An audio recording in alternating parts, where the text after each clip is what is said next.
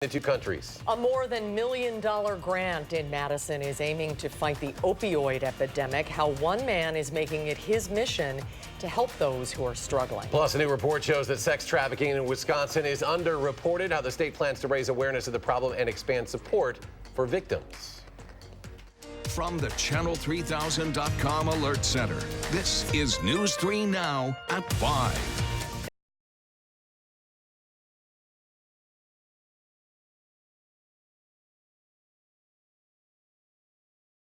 Chief Meteorologist Gary Canalti, who is keeping an eye on the potential snow. Gary?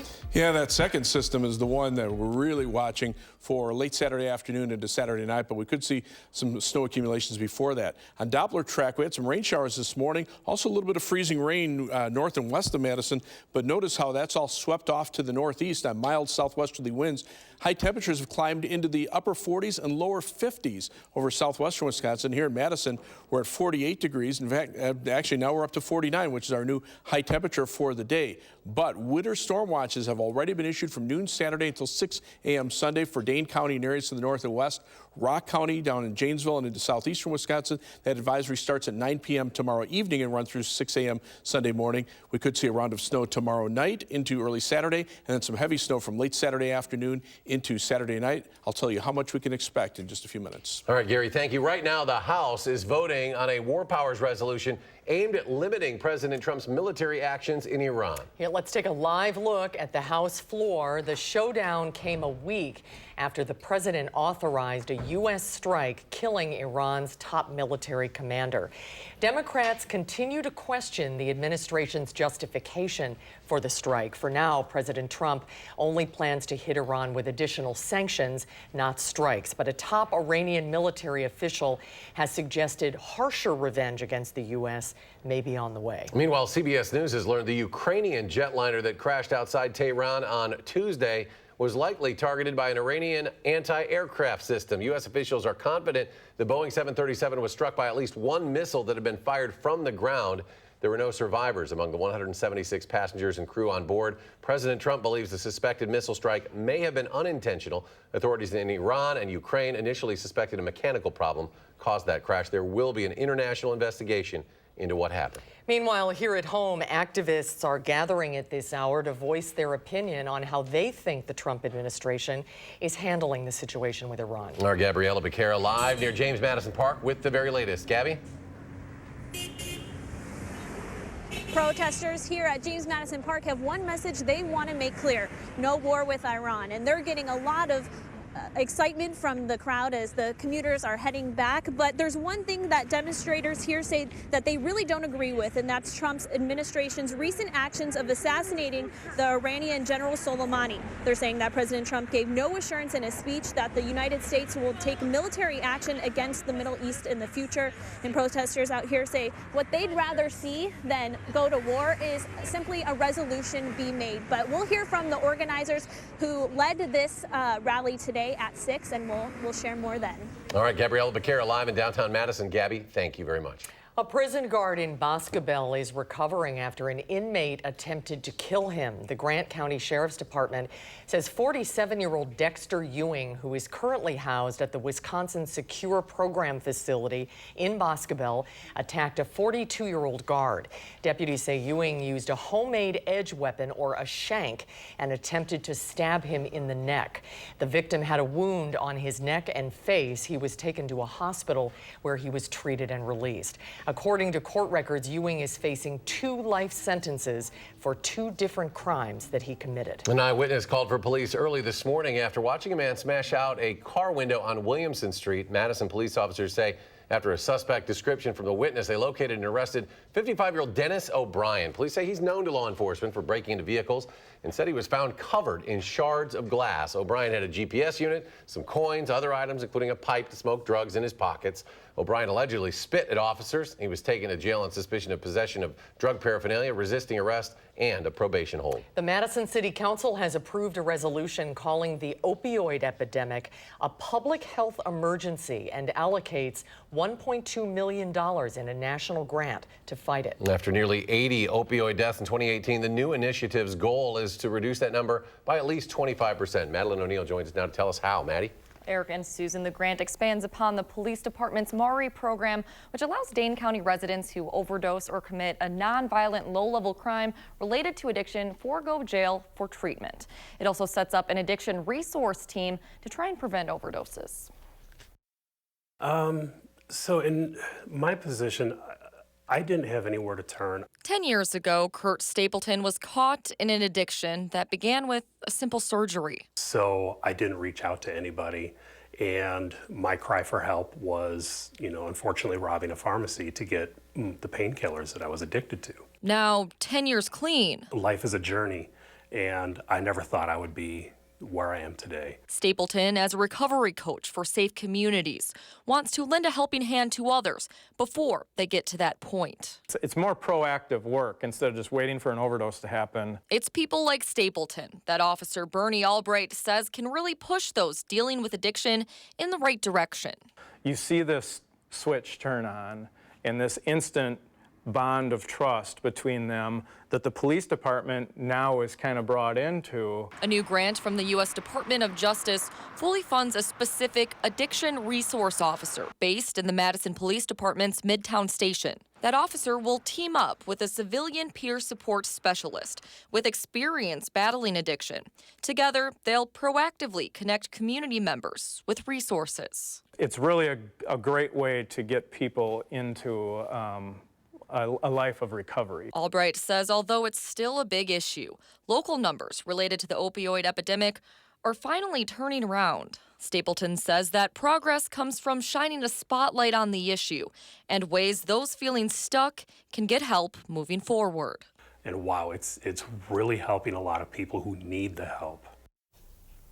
In addition to the addiction resource officer and certified peer support specialist, the grant funds a community paramedic and other public health members to make up that addiction resource team. Police say they expect that team to get started by the late spring. Now, for those currently dealing with addiction, we'll have links and resources on channel3000.com. Madeline, thank you so much. A group of protesters left the Department of Corrections building frustrated this afternoon after getting little response to their demands. The group says it is standing up against what they say is inhumane treatment of inmates at Columbia Correctional Institution. Some say the inmates are being denied showers, not being given hot food, and that inmates have died as a result of medical neglect. The protesters say they've tried countless ways to get someone to look into the issues, but have received little to no response. Secretary Carr and Mokta and Governor Evers have been tried, and nothing has happened. So we're here to say, no, we're not just going to politely email you anymore. We're going to be here. We're going to make this an issue. You're going to have to answer these questions. You're going to have to meet these demands. The Department of Corrections responded in a statement saying Secretary Carr and the DOC welcome input from concerned individuals. We look forward to continued discussions with Mr. Turk and any other interested parties. Human trafficking is likely underreported here in Wisconsin. That's one of the conclusions of a new statewide report assessing the problem and the response. Danica Lewis has more on the data for us. Danica. Well, Susan and Eric, Attorney General Josh Kaw says there is room for improvement and plenty of it when it comes to data collection here because human trafficking is not defined the same way for every police and sheriff's department. This survey found between 2014 and 2017, there were 118 human trafficking incidents officially reported. Another 139 that could have been trafficking or prostitution were also reported because agencies didn't differentiate those in their systems. In 2018, 66 human trafficking incidents were entered, with an additional 35 that were either prostitution or trafficking. Call says it's a sign law enforcement also need more training on this issue. We need to make sure that when law enforcement is encountering cases that may at first appear to be prostitution cases, that they're instead continuing their investigation and making sure that if what they're really seeing is human trafficking, that there is a thorough and full investigation being conducted into the people who are the major wrongdoers here, and that's the human traffickers. Call and trafficking survivor advocates announced the survey findings at a press conference in Milwaukee today, where they're also focused on the Democratic National Convention coming up this summer. They're already working with hotels to recognize signs of human trafficking ahead of that event. All right. Danica, thank you. Sure. A Rock County business is one step closer to earning a $10,000 grant. First Class Cosmetology in Beloit, one of 5 finalists competing for a WISC grant. The money would go towards renovating the shop storefront. The cosmetology school trains roughly 70 people a year, and their director says that money would help them grow even larger. I think it's always important to give the best presentation. So looking the best. Downtown Beloit has grown so much over the course of the last really 20 years. It's been a huge change down here, and I think that it's important for us just to reflect what's happening in downtown Beloit. The winner of the grant competition will be announced in the coming weeks. The season of giving may be over, but the American Red Cross is still asking you to donate blood. Right now, the organization says the country is experiencing a serious blood shortage, and it's using technology to attract younger donors. Blood donors can not only make an appointment to give on the Red Cross app, they can also now track their donations to see where they end up and receive notifications when their blood is on its way to a patient. The app also notifies donors of blood shortages. It provides appointment reminders and shows how much blood users give compared to other donors. It will also help you find local blood drives and donation centers. You possibly might even have a blood drive at your school that you're able to, make it really easy, and after school, just pop in. The current blood shortage is so dire, the Red Cross is raffling off a trip to the Super Bowl to blood donors from now through January 19th. For more information on that, head to our website, channel3000.com. Our Badger football season just wrapped up, but let's look forward to next season, shall we? The Badgers announcing they'll take on Big Ten powerhouse, the Harvard of the Midwest, Susan, the Indiana Hoosiers, Camp Randall. That'll be the opener Friday, September 4th. Wisconsin will kick off the 2020 season under the lights, although the exact kickoff time hasn't been set just yet. In addition to the Hoosiers, Southern Illinois, Appalachian State, Minnesota, Illinois, and Nebraska will all come to Camp Randall next season. The puppy who was seriously injured in December, you may recall, when he was thrown from a moving vehicle on a Madison street, has found his forever home. The Dane County Humane Society says the puppy named Kringle is starting the new year with a loving family. A Good Samaritan rescued Kringle after she reportedly saw him tossed from a vehicle. His front leg had to be amputated. Shortly after the news about Kringle's case was reported, a local clinic offered to make him a prosthetic leg for free. Well, there's more to come on News 3 Now at 5. Up next, House Speaker Nancy Pelosi says she will send the articles of impeachment to the Senate soon. We'll have more on the mounting pressure to move forward with this Senate trial. And coming up tonight at 6, a bill at the state capitol would make sure that police and firefighters have the resources to recover from PTSD. Now the markets on this Thursday, the Dow soaring some 212 points, the Nasdaq up 74, S&P adds almost 22. We'll be right back.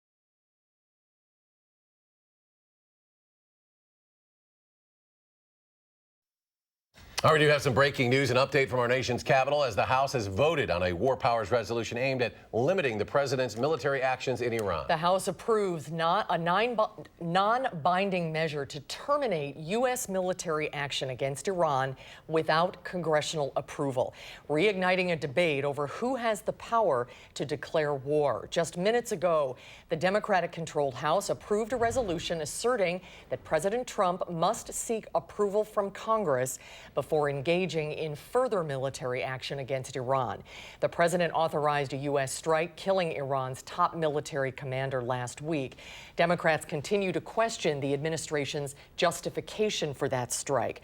For now, President Trump only plans to hit Iran with additional sanctions, not strikes. The political stalemate over the Senate impeachment trial could be ending as House Speaker Nancy Pelosi says the articles of impeachment will be transmitted soon. In the meantime, Senate Republicans say they plan to move ahead with other matters beginning next week. Earlier this week, former National Security Advisor John Bolton said he'd be willing to testify. President Trump says Bolton's testimony would be up to the Senate, before adding he'd have to talk to White House lawyers. The president also says he'd like to see the Senate call the whistleblower, along with Democratic Congressman Adam Schiff and the Bidens, to testify. Day 3 of jury selection is underway in New York for movie producer Harvey Weinstein. So far, 93 of 240 potential jurors have been dismissed by the judge. The court will continue to screen 120 potential jurors daily through next week. Weinstein, who was charged with multiple counts of sexual assault, has pleaded not guilty to all charges. If convicted, he could receive a life sentence. Puerto Rico continues to struggle with the strongest earthquake to hit the island in more than a century. Residents are having to cope with strong aftershocks as well, and some areas remain without running water or electricity. Costa Sur is a power plant that is not generating any energy right now because of the damage. The operations manager there says they'll be back up and running in less than a month, but the head of Puerto Rico's Electric Power Authority says it'll take about a year. That plant, by the way, provides 25% of the island's power. Ecologists in Australia now believe 1 billion animals may have died in the country's unprecedented bushfires. More than 25 million acres have burned since September. Researchers say koalas, kangaroos, and wallabies are among the animals that have perished. Volunteers say it doesn't matter to them how the fire started, whether it was a lightning strike or arson. They've been calling for a climate change action plan for years amid the country's 3-year drought. Weather and climate events cost the U.S. $45 billion last year alone. That's according to data from the National Oceanic and Atmospheric Administration. It cites hurricanes, tornadoes, flooding, and fire as among the weather and climate disasters. In all, the U.S. saw 14 events in 2019 that brought more than $1 billion each in damage. Almost half of the total damage came from flooding of the Missouri, Arkansas, and Mississippi rivers. Those 3 floods alone cost $20 billion. And with the projected snow coming into Wisconsin, the Green Bay Packers are looking for shovelers to clear Lambeau Field before Sunday's game. They're asking for 700 volunteers to begin shoveling the stadium at 6 o'clock Sunday morning before the Packers-Seahawks game. Shovelers need to be at least 18 years old. They'll receive $12 an hour. Kickoff for the playoff game is 5:40 Sunday night. So a 5:40 night game after a bunch of snow on the ground. That sounds like a warm football game. Chief Meteorologist Gary Canalti has been really tracking what's heading our way, Gary. Well, it certainly won't feel like Seattle, but today here it did feel like Seattle because we had a few light freezing rain showers and some rain showers that moved on through, and now temperatures have soared into the upper 40s and lower 50s. Don't get used to it, though, because a cold front will come through, and that's where things will start to change. Notice Madison right now, 49, 51 in Dubuque, Iowa, Milwaukee almost at 49. But the cold front is out to the west, and temperatures go from the 50s to the 40s to the 30s to the 20s over about a 200-mile stretch. And compared to 24 hours ago, temperatures running over 30 degrees above where they were at this time yesterday. Remember, we were very cold. Today, we're very mild. Tomorrow, we turn colder. When you start seeing those big swings in the temperatures, that's where you start worrying about the potential for winter storms. Colder weather arrives tomorrow. During the day, should be relatively quiet, maybe a few light rain and snow showers south of Madison. Light snow tomorrow night. Probably about 1 to 3 inches, mainly from Madison southward. Areas north of Madison may pick up very little snow, but that could cause slippery road conditions. And down toward the Illinois state line, there could also be some freezing rain. The main event, the heavy snow from Saturday afternoon into Saturday night, that could bring significant snow totals across southern Wisconsin. So we have alert days in the forecast for Friday night for the first batch of snow and maybe a little bit of light freezing rain near the Illinois state line. line. The alert day for Saturday remains in place, especially for late Saturday afternoon into Saturday night. Right now we're thinking 3 to 7 inches of snow north and west of Madison, 6 to 12 inches from Madison on toward the south and east. Sunday we still have an alert day in the forecast. Even though the snow will end very early, there's going to be significant travel impacts at least into Sunday morning. So those people heading up to Lambeau and Green Bay for the Packers game on Sunday evening, they're going to be going right through this. Winter storm watch is in effect from Green Bay and northeastern Wisconsin through southern Wisconsin, much of northern Illinois, and into Iowa. The first batch of snow, again, 1 to 3 inches, mainly south and east of Madison. There could be some freezing rain down toward the Illinois state line. The second batch of snow, we're thinking about 9 to 12 inches south and east of Madison, maybe up toward Milwaukee and east central Wisconsin. About 6 to 10 inches in this band here through Madison, 3 to 7 inches north and west of Madison, and then down to around an inch or two by the time you get out to La Crosse. So a very sharp cutoff on the northern edge of the precipitation. Freezing rain potential, most of it staying south of us, and that's a good thing. Look at some of these freezing rain amounts, over a ½ inch across parts of northern Illinois from both weather systems. So they could be dealing not only with snow, but ice accumulations as well. Right now, the Edgewater Sky Cam just showing cloudy skies here.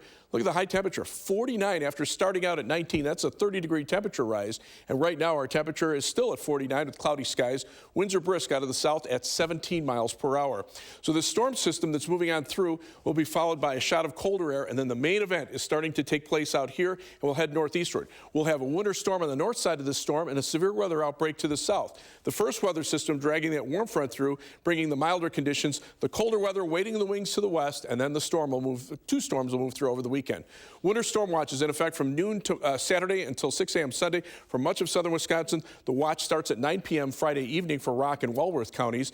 Tonight, cloudy, chance for an evening shower, some patchy fog overnight with a low of 30. Tomorrow, cloudy, colder, perhaps a light rain or snow shower, mainly south of Madison with a high of 36. On future track, notice the skies staying cloudy overnight, temperatures dropping around 30. Quiet for tomorrow, a few rain and snow showers south of Madison. Then the first batch of snow misses, and here comes the second batch of snow already arriving by Saturday afternoon. And those snow totals, again, 1 to 3 inches south and east of Madison tomorrow evening and tomorrow night. And then the main event, Saturday afternoon, Saturday night, 6 to 10 inches in and around Madison, heavier amounts to the southeast, lighter amounts to the north and west. 7 to 10-day forecast, active weather through much of next week. Some light snow accumulations possible Tuesday, Wednesday, and Friday night into Saturday of next weekend. As we take a look at first alert traffic this afternoon, here's the view of the Beltline at Park Street. Right now, traffic moving pretty steadily in both directions. A little bit of a slowdown in the eastbound Beltline. We have a stalled car near Todd Drive on the Beltline here. Traffic pretty slow on the eastbound Beltline from Monona Drive back to near Seminole Highway. Westbound delays start around Fish Hatchery Road to John Nolan Drive. Also, Johnson Street closed on the east side of Madison. Right now, about a 23-minute commute on the eastbound Beltline from University Avenue to the interstate, 21 minutes back in the westbound direction. Heading out of Madison, 25 minutes down to Janesville on I-3990 from the Beltline southward, 17 minutes to Sauk City on US 12, and 16 minutes on East Washington Avenue, US 151 to Sun Prairie from downtown Madison. That's your News 3 Now First Alert Traffic. Thank you, Gary. Ahead on News 3 Now at 5, we're taking a look at some of the new technologies at the Consumer Electronics Show in Vegas. It's really the future of electronics. That's next.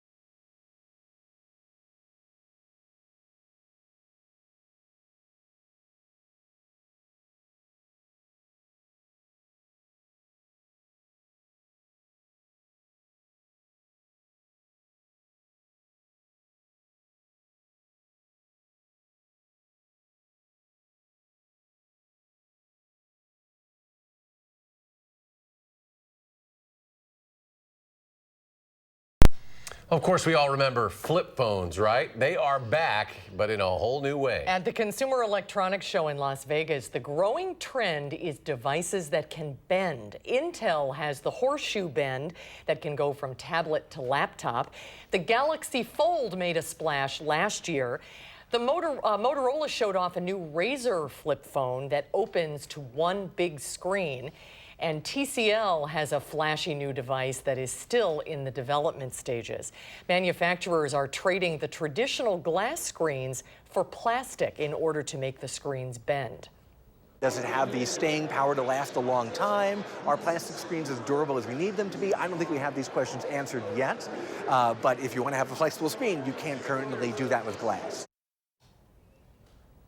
Flexibility, though, comes at a price. The Razr has a $1,500 price tag. The Lenovo will be available later this year for $2,500. A new type of prosthetic hand can be controlled with your mind. BrainCo showing off its new technology at the Consumer Electronics Show. It lets people use brain waves and muscle signals to move and control that hand. It's made possible through a special headband and artificial intelligence. The model is in the process of getting FDA approval. Hopes to be on the market in the U.S. later this year. And stay with us. We'll have another check of that forecast in just a moment.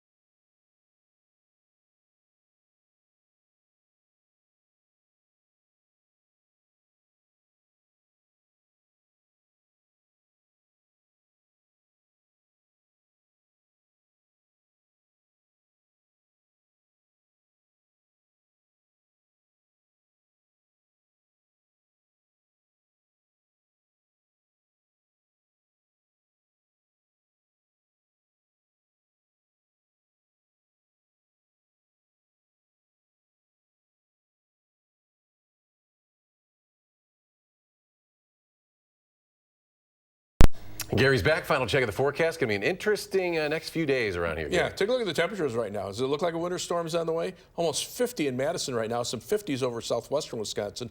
But winter storm watches are in effect from tomorrow night into early Sunday morning for much of southern Wisconsin. First round of snow, 1 to 3 inches south and east of Madison for Friday night. And then the second one late Saturday afternoon, Saturday night. Yowza.